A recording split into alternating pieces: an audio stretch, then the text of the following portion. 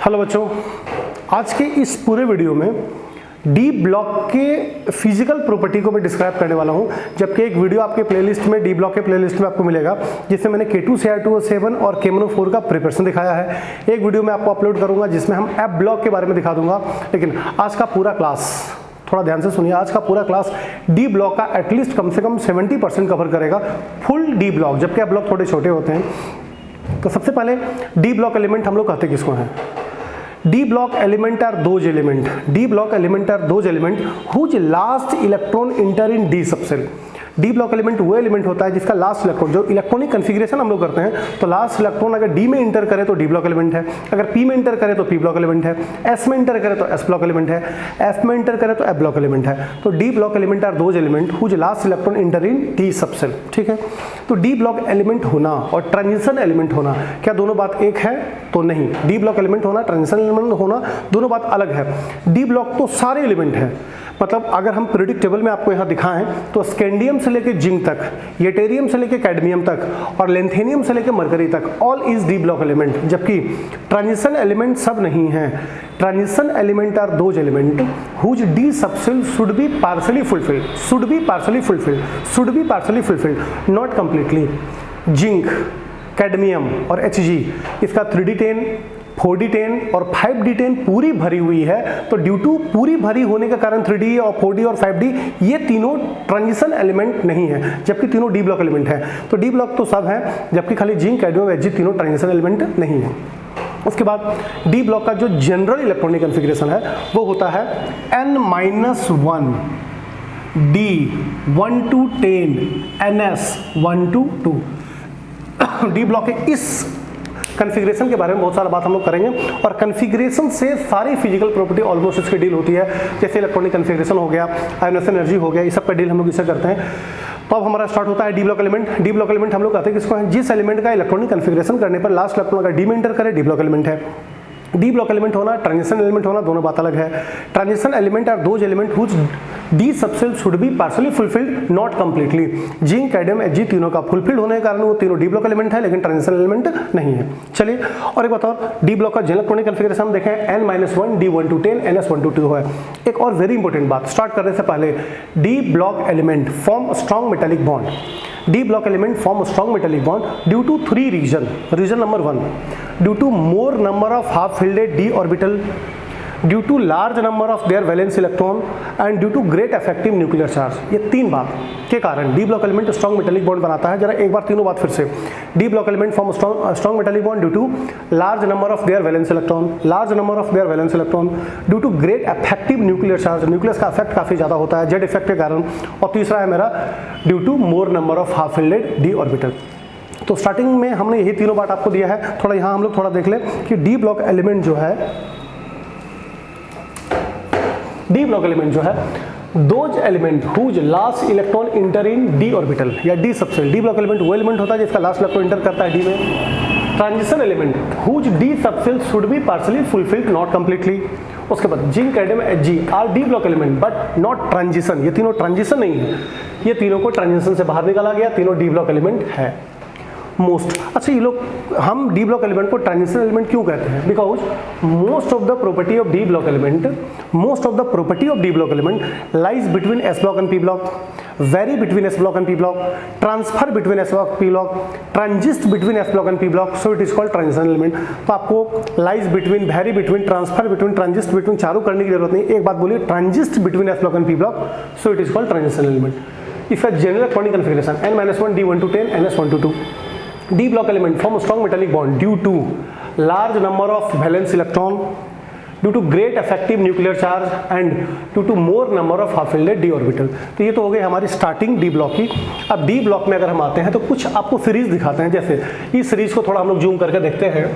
अगर ये पूरा डी ब्लॉक है तो डी ब्लॉक के पहले एस ब्लॉक, इधर पी ब्लॉक, बीच में हमारा डी ब्लॉक है।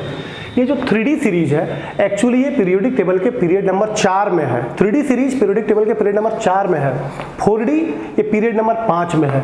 5D पीरियड नंबर 6 में है। इसका कारण क्या है, D अपने रियल पीरियड से एक होता है कम। फिर से D अपने रियल पीरियड से होता है कम, ये पता चलता है उसके कन्फिग्रेशन से। कन्फिग्रेशन ये है n-1 D1 to 10, यानी कि रियल n से रियल पीरियड से एक कम होता है D। तो जहां 3D है एक्चुअली वो 4 है, 4 पीरियड में है। जो 4D है एक्चुअली वो 5 में है। ठीक है, D का जो शुरुआत करते हैं, ये हमारा पूरा D1 है, ये D2 है, ये D3 है, ये D4, D5, D6, D7, D8, D9, D10, D के 10 इलेक्ट्रॉन है। 21 से लेके 30 तक, 21 से लेके 30, अब फिर P में 6, 30, 6, 36, 36, S में 2, 36, 37, 38, 39 से आ गई है। फिर यहाँ गए 48 तक, 48, P में 6, 54, P में 6, 54, 54, 55, 56, फिर आ गए 57, 57 के बाद थोड़ा ध्यान दें, 57 के बाद 14 एलिमेंट नीचे है लेंथेनाइड सीरीज में, 58 से लेके 71 तक, फिर 72 से हम लोग यहाँ पर हैं। फिर यहाँ 80, 80, 86, P में 86, 87, 88, 89 यहाँ पर है, 90 यहाँ पर आई है एक्टेनाइड सीरीज में, 103 तक, 104 से हम लोग फिर यहाँ पर आ गए। 3D series, 4D series, 5D series. अब इसमें हम गाना गा के जो एलिमेंट आपको भर के सुनाते हैं, सीमा, तेरा, भाई, चोर, मांगा, फिर, कोई, नई, कॉटन जीन्स। वंस अगेन, सीमा, तेरा, भाई, चोर, मांगा, फिर, कोई, नई, कॉटन जीन्स। एक्चुअली वो सीमा, तेरा, भाई, चोर तो मैंने आपको गाने के लिए दिखाया, but scandium, titanium, vanadium, chromium, manganese, ferrous, cobalt, निकल, कॉपर, जिंक। नेक्स्ट, यारी जरा निभा मरते तक रूठा रहा पंडित अगर चांद के लिए। यारी जरा निभा मरते तक रूठा रहा पंडित अगर चांद के लिए। Yttrium, zirconium, niobium, molybdenum, technetium, ruthenium, rhodium, palladium, silver, cadmium. Next, Laila हम तो वहीं रहेंगे, ओसामा इराक पर एटम हाइड्रोजन। तो हमने तो कुछ बोला, मैं तो गाना से आपको एलिमेंट का कोडिंग किया है, but lanthanum, hafnium, tantalum, tungsten, rhenium, osmium, iridium, platinum, A U gold and mercury. Laila हम तो वहीं रहेंगे, ओसामा इराक पर एटम हाइड्रोजन। लास्ट में जो हमारा छठा डी है, जो एक्चुअली पीरियड नंबर 7 में है, ये गाना इनकम्प्लीट है क्योंकि अभी एलिमेंट ही डिस्कवर नहीं था। प्रेडिक्टेबल तो यहाँ पर आपको UUB, UUC मिलता था, जो कि यूपे का कोडिंग होता था। तो अब ये गाना प्रिपेयर नहीं की गई है, सिर्फ एक्टेनाइट्स और 104 में आप याद रख सकते हैं रदरफोर्डियम है। अब बगल में एक DB है, तो इसको अभी याद नहीं कर सकते हैं, कोई गाना आपके पास है नहीं और इसका यूज हमको अभी नहीं करना है। इसको इनकम्प्लीट बोलना है, 7वां पीरियड को इनकम्प्लीट बोलना है। 3D series, 4D series, 5D series, 6D series. 58 से लेकर 71 तक है, 90 से लेकर 103 तक है लेंथेनाइड सीरीज में, एक्टेनाइड सीरीज में। अब एक एक फिजिकल प्रॉपर्टी करके हम डील करेंगे, बट फिजिकल प्रॉपर्टी से पहले आपको बहुत जरूरी है इसका इलेक्ट्रॉनिक कन्फिग्रेशन, क्योंकि लगभग हर एक प्रॉपर्टी में इलेक्ट्रॉनिक कन्फिग्रेशन आके अपना टांग अड़ाएगा। जैसे Fe2+ का कन्फिग्रेशन करना है, तो बच्चे लोग करते क्या है, Fe का पकड़ते हैं 26 एटॉमिक नंबर, 2 करते हैं प्लस, 2 निकालते हैं, कर देते हैं 24, और 24 का कन्फिग्रेशन ये बिल्कुल नहीं करना है। करना क्या है, पहले 26 का करना है। तो आर्गन को लॉक करते हैं, आर्गन 18, 18, 2, 20, 20, 6, 26। 18 लॉक हो गया, 18, 2, 20, 20 से 26। निकालना कितना है, 2। तो निकालना आसान है आउटर मोस्ट सेल से, जो सबसे बाहरी सेल है। तो सबसे बाहरी सेल हमारा 4s, यहाँ से 2 इलेक्ट्रॉन निकाल दें, आप 0 कर दीजिए। निकल 28, पहले 28 का करें तो आर्गन लॉक हो गया, 4s2, 18, 2, 20, 20, 8, 28। अब कितना निकालना है, 2। अब यहाँ से 2 निकाल दें आउटर मोस्ट सेल से। इस टाइप से हम सबका कन्फिग्रेशन कर सकते हैं। जैसे स्कैंडियम है, स्कैंडियम का है कितना, 21, 18, 4s2, 18, 2, 20 और 1, 21। निकालना कितना, 1 प्लस या 2 प्लस। अगर 2 प्लस निकालना हो तो हम यहीं से निकालेंगे, 4s2 0 हो जाएगी। कोबाल्ट का करना है तो 4s2, और जबकि 3D 7 27 है, 2 निकालना है तो यहाँ से हम निकाल दें। अगर 3 निकालना होगा तो 2 यहाँ से निकाल के यहाँ से निकालेंगे। तो ये कन्फिग्रेशन आप रखिए। कन्फिग्रेशन बहुत जरूरी है क्योंकि आगे के पॉइंट में हमको कन्फिग्रेशन का यूज करना पड़ेगा। अब इसके बाद एक एक फिजिकल प्रॉपर्टी करके हम इसमें डील करते हैं। थोड़ा सा ध्यान दीजिए, फिजिकल प्रॉपर्टी एक नोट्स है, अगर बोर्ड पे हम नहीं लिखते हैं तो फिजिकल प्रॉपर्टी को आप ध्यान से सुनिए, क्लास में आपको हम दिए होंगे। 1 से 2 बार सुनते सुनते ऑलमोस्ट फिजिकल प्रॉपर्टी याद हो जाएगी, और फिर अगर याद हो गए तो अपने कॉपी में आप डाल लीजिए। यही सबसे शॉर्टकट तरीका है पूरे डी ब्लॉक को कवर करने का। तो हमको फिजिकल प्रॉपर्टी में जो डील करना है वो करना है metallic property, MPBP, oxidation state, magnetic property, atomic size, ionization energy, catalytic property, formation of alloy, colour formation, complex formation, interstitial and electrode potential. तो इसमें पहला पॉइंट पे हम आते हैं मेटालिक प्रॉपर्टी। आप सुनना चालू कीजिए। ऑल डी ब्लॉक एलिमेंट, पहला पॉइंट पे हमारा metallic property, all D block element are metallic in nature. All D block element are metallic in nature. All of them exist in CCP, HCP, BCC crystal lattices. जो हम लोग solid state में crystal lattice को पढ़े थे, FCC, BCC, FCC। All D block element are metallic in nature, all of them exist in CCP, BCC, HCP crystal lattices and due to large number of valence electron, due to great effective nuclear charge and due to more number of half-filled d orbital, it form a strong metallic bond. Due to the presence of a strong metallic bond, d block element are hard, rigid, dense, stable, high MPBP and high enthalpy of atomization. आप इसको जल्दी से atom में तोड़ नहीं सकते, काफी ज्यादा एनर्जी डिमांड करता है, high enthalpy of atomization. Since it is metallic in nature, so d block element are ductile, luster, malleable, sonorous, conductor of heat, conductor of electricity, shiny, electropositive, etc. एक बार अगर हम थोड़ा तेज बोलें सारा पॉइंट को, तो हमने क्या बोला? All D block element are metallic in nature, all of them exist in CCP, BCC, HCP crystal lattices. Their electropositive character या metallic character slightly decreases on moving from left to right. Since D block element form a strong metallic bond due to the region of large number of their valence electron, great effective nuclear charge, more number of half-filled d orbital, it form a strong metallic bond.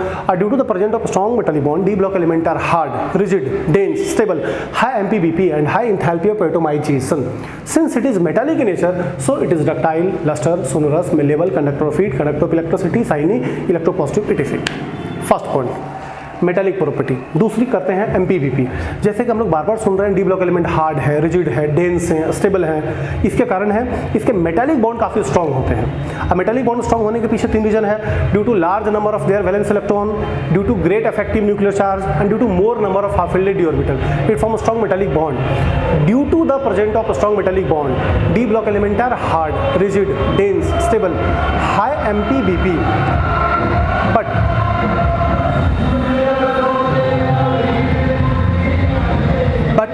as you know that D block element की तो MPBP ज़्यादा हो गई, but left से right जाने पर melting point पहले बढ़ता है फिर घटने लगता है। इस बात पे ध्यान दीजिए हम क्या बोल रहे हैं। लेफ्ट से राइट जाने पर मेल्टिंग पॉइंट पहले बढ़ेगा फिर घटेगा। इसका ग्राफ अगर हम लोग देखें तो ग्राफ पहले इसका चढ़ता है और फिर उतरने लगता है। इसका रीजन क्या है?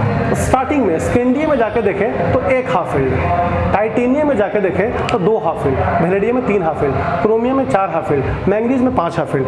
तो scandium 1, vanadium 2, titanium 3, chromium 4, manganese 5। उसके बाद जब पेयरिंग करना चालू करेंगे तो हाफ-फिल्ड ऑर्बिटल की संख्या गिरेगी। देखिए 4, देखिए 3, देखिए 2, देखिए 1, खत्म।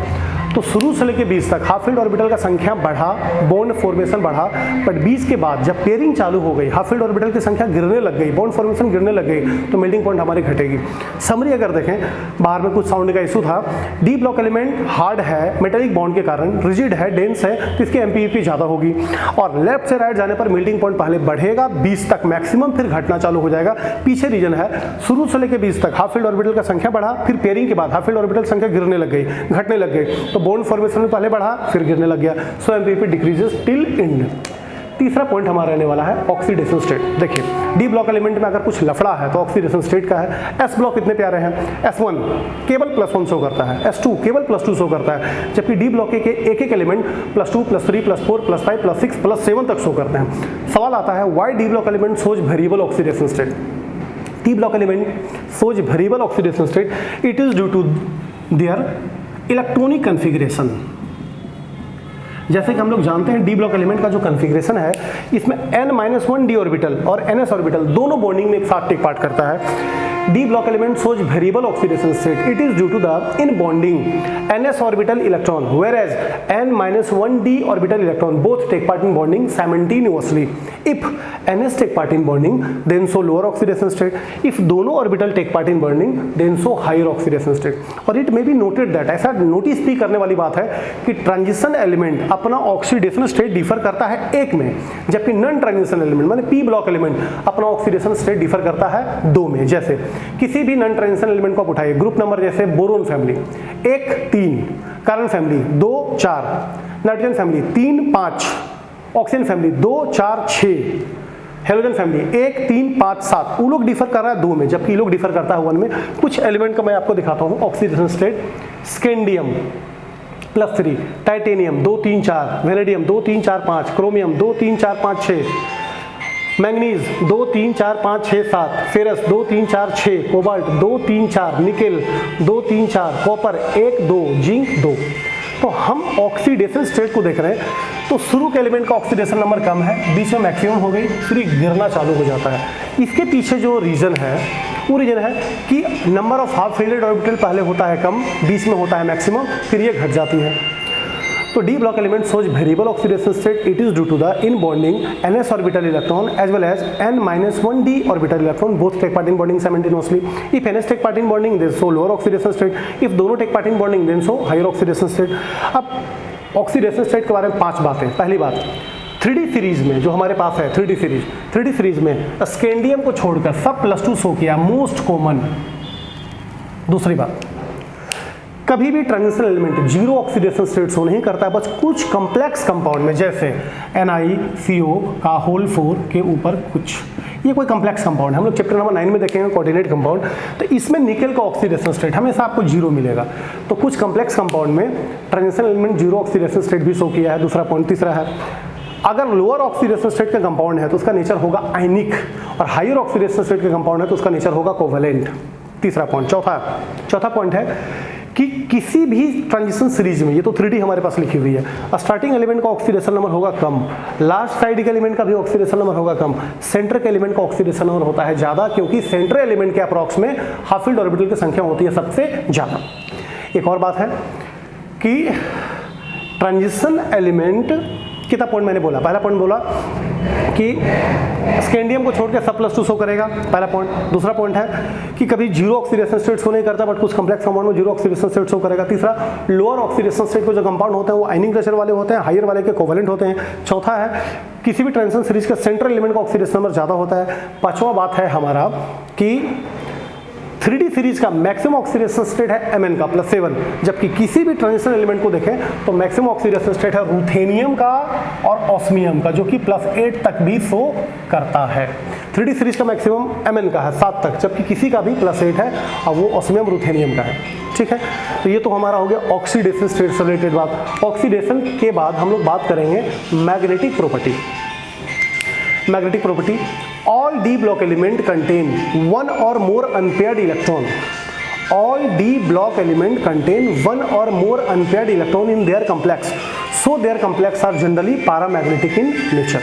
जैसे स्कैंडियम में देखें तो 1 अनपेयर्ड, टाइटेनियम में 2 अनपेयर्ड, वेनेडियम में 3 अनपेयर्ड, क्रोमियम में 4 अनपेयर्ड, मैग्नीज में 5 अनपेयर्ड, फिर फेरस में 4, फिर 3, फिर 2, फिर 1, फिर हो गए पूरी पेयर।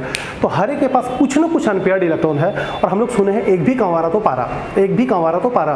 तो जब सबके पास कुछ ना कुछ अनपेयर्ड है, किसी में 1, किसी में 2, किसी में 3, किसी में 4, तो सबके कॉम्प्लेक्स होते हैं पैरामैग्नेटिक। केवल जिंक के और कैडमियम के और Hg के होते हैं डायमैग्नेटिक, बाकी सबके होते हैं पैरामैग्नेटिक। अगर पैरामैग्नेटिक है तो इसका मैग्नेटिक मोमेंट निकाल सकते हैं फार्मूला से, μ √n × n+2 bm, जहां n है नंबर ऑफ अनपेयर्ड इलेक्ट्रॉन, जहां n होगा नंबर ऑफ अनपेयर्ड इलेक्ट्रॉन। आप उसका कॉन्फ़िगरेशन कर लें, जिसका भी मैग्नेटिक प्रॉपर्टी पूछता है कॉन्फ़िगरेशन करने के बाद d का देखें अनपेयर्ड इलेक्ट्रॉन कितना है, 1 या 2 या 3 या 4 या 5, n के जगह पे वही बैठाएंगे, हम मैग्नेटिक मोमेंट को निकाल सकते हैं। मैग्नेटिक मोमेंट को डिनोट करते हैं, म्यू से यूनिट होगा Bohr magneton. Next, atomic size. Atomic size में एक लंबा डिस्कशन आपको होगा।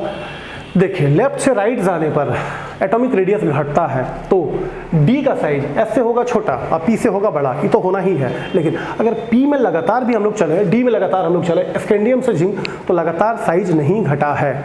एक्चुअली हुआ क्या है, शुरू में साइज घटा है, बीच में साइज कांस्टेंट हो गई है, लास्ट में साइज बढ़ गई है। शुरू में साइज घटा है, ग्राफ अगर देखें तो ग्राफ कुछ इस कदर की ग्राफ चली है। शुरू में साइज घटा है, फिर बीच में साइज कांस्टेंट है, लास्ट में साइज बढ़ी है। इसके पीछे जिम्मेवार हमारा 2 इफेक्ट का एक साथ है, एक जेड इफेक्ट, एक है सील्डिंग इफेक्ट। जेड इफेक्ट का मतलब अफेक्टिव न्यूक्लियर चार्ज, न्यूक्लियस का इफेक्ट, न्यूक्लियस का आउटर मोस्ट शेल पे जो खिंचाई वाली इफेक्ट होती है, this is called Z effect. और सील्डिंग इफेक्ट का मतलब इनर ऑर्बिटल के इलेक्ट्रॉन आउटर ऑर्बिटल के इलेक्ट्रॉन को न्यूक्लियस के प्रभाव से सील्ड करता है, this is called shielding effect. अब हम दोनों इफेक्ट को आपको दिखाते हैं। जैसे हम बात करें स्कैंडियम का, तो स्कैंडियम के न्यूक्लियस में 21 प्रोटॉन, ये है 3d, ये है 4s, d में 1 इलेक्ट्रॉन और 4s में 2 इलेक्ट्रॉन। तो न्यूक्लियस के 21 प्रोटॉन का आउटर मोस्ट पे जो प्रभाव है, खींचने वाला प्रभाव, ये तो कहेंगे हम लोग जेड इफेक्ट। न्यूक्लियस का 4s के इलेक्ट्रॉन पे जो खींचने वाला इफेक्ट है, ये तो जेड इफेक्ट है। पर d के इलेक्ट्रॉन इसको रिपल्सन भी कर रहे हैं, इस इलेक्ट्रॉन को, और इसका प्रभाव अपने ऊपर भी ले रहे हैं। इसका मतलब d के जो 1 इलेक्ट्रॉन है 4s के इलेक्ट्रॉन का रिपल्सन करेगा और इसका प्रभाव भी अपने ऊपर लेगा। मतलब d के इलेक्ट्रॉन 4s के इलेक्ट्रॉन को न्यूक्लियस के प्रभाव से बचा रहा है। तो 3d के इलेक्ट्रॉन के द्वारा जो किया जा रहा है वो है शील्डिंग इफेक्ट, और न्यूक्लियस जो आउटर मोशन को खींच रहा है वो है मेरा जेड इफेक्ट। अब दोनों का तुलना करते हैं तो स्टार्टिंग में d के पास इलेक्ट्रॉन होती है कम, d1, d2, d3, d4, तो उस समय जेड इफेक्ट का डोमिनेशन चलता है। जेड इफेक्ट डोमिनेट करेगा, जेड इफेक्ट अगर डोमिनेट करेगा तो आउटर मोशन को खींचेगा। तो शुरू में जब जेड इफेक्ट का डोमिनेशन होता है तो साइज छोटी होती है, लेकिन धीरे धीरे डी के इलेक्ट्रॉन की संख्या बढ़ेगी, और जब डी के इलेक्ट्रॉन का संख्या बढ़ेगा तो एक समय शील्डिंग इफेक्ट जेड इफेक्ट को कर देगा काउंटर बैलेंस, बराबर कर देगा, और उस समय साइज हो जाएगी बराबर। लेकिन लास्ट में जब डी के पास इलेक्ट्रॉन की संख्या बढ़ते जा रही है तो जेड इफेक्ट को हारना पड़ जाएगा, जबकि ये लोग सब मिलकर अच्छा खासा रिपल्सन कर दिया और न्यूक्लियस का अच्छा प्रभाव अपने ऊपर ले लिया।